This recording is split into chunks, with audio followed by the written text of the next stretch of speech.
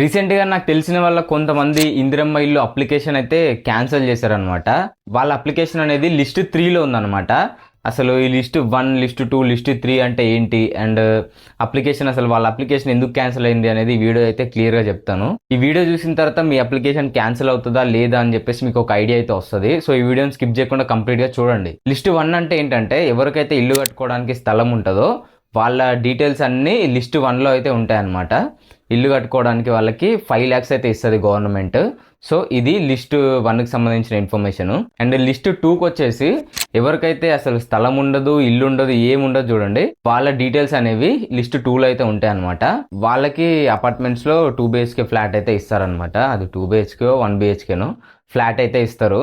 ఇది లిస్ట్ 2 వాళ్ళ ఇన్ఫర్మేషన్ అనమాట. అండ్ లిస్ట్ 3 వచ్చేస్తే కొంతమందికి ఇల్లు ఉంటాయి అండ్ అలాగే స్థలాలు కూడా ఉంటాయి. అవి ఉండి కూడా ఎవరైతే అప్లికేషన్ పెట్టారో వాళ్ళ డీటెయిల్స్ అనేటివి లిస్ట్ 3లో అయితే ఉంటాయన్నమాట.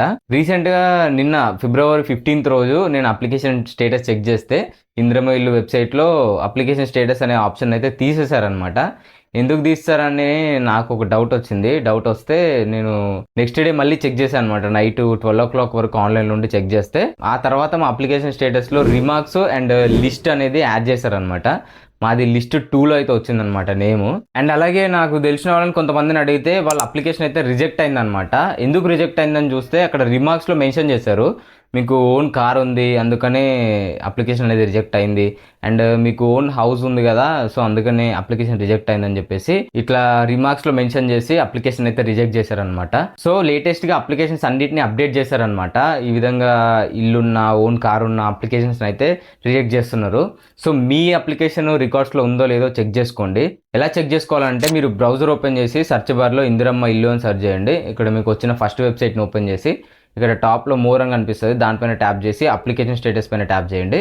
ట్యాప్ చేస్తే ఇక్కడ మీకు కొన్ని ఆప్షన్స్ అయితే వస్తాయి. మొబైల్ నెంబర్తో చెక్ చేయాలా, ఆధార్ కార్డ్ నెంబర్తో చెక్ చేయాలా, లేకపోతే రేషన్ కార్డ్ నెంబర్తో చెక్ చేయాలా అని చెప్పేసి కొన్ని ఆప్షన్స్ అయితే వస్తాయి. ఇక్కడ మొబైల్ నెంబర్ సెలెక్ట్ చేసుకొని మీ మొబైల్ నెంబర్ ఎంటర్ చేసి సబ్మిట్ పైన ట్యాప్ చేయండి. మీ అప్లికేషన్ అనేది రికార్డ్స్లో ఉంటే ఇక్కడ డీటెయిల్స్ అయితే వచ్చేస్తాయి ఈ విధంగా. అండ్ ఇది ఒకటి గుర్తుపెట్టుకోండి, మీరు ఇందిరమ్మ ఇండ్లకి అప్లికేషన్ పెట్టేటప్పుడు ఏవైనా డీటెయిల్స్ రాంగ్గా ఎంటర్ చేశారనుకోండి, లైక్ ఆధార్ నెంబరు తప్పు ఎంటర్ చేయడం, లేకపోతే మొబైల్ నెంబర్ తప్పు ఎంటర్ చేయడం, ఇలా ఎంటర్ చేస్తే మిస్టేక్స్ ఉన్న వాళ్ళ డీటెయిల్స్ కూడా ఇక్కడ రికార్డ్స్లో రావన్నమాట. ఇది ఒకటి గుర్తుపెట్టుకోండి. సో ఇది ఇప్పటి వరకు నాకు తెలిసిన ఇందిరమ్మ ఇండ్లు అప్లికేషన్కి సంబంధించిన ఇన్ఫర్మేషన్ అనమాట.